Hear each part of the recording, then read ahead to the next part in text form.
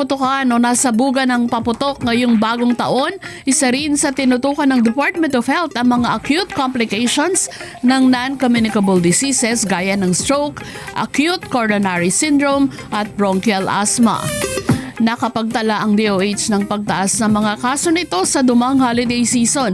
Batay sa datos, nagkaroon ng 103 kaso ng stroke sa bansa mula December 22 hanggang December 30 sa 8 ospital sa bansa na nagsisilbing sentinel sites. Mula naman sa 12 kaso ng stroke noong December 23, umakyat ito sa 103 hanggang nitong December 30, dalawa sa nasabing bilang ang nasawi. Naitala ang pinakamataas na bilang ng stroke patients sa mga edad na 45 hanggang 64 anyos.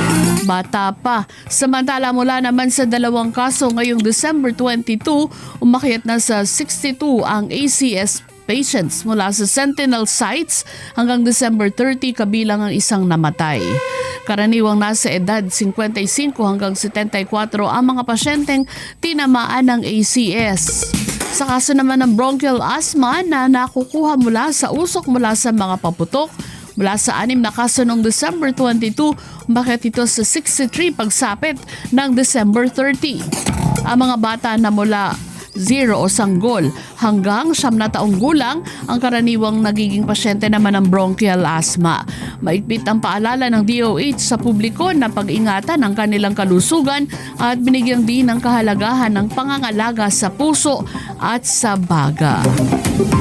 O hindi nagkulang ang DOH sa paalala ha na iwasan yung 3M, mataba, matamis, maalat. Pero meron pa rin talaga hindi naiwasan Masarap daw kumain. Kagaya nung yung display mo, yung lechon na ang laki, 'di ba?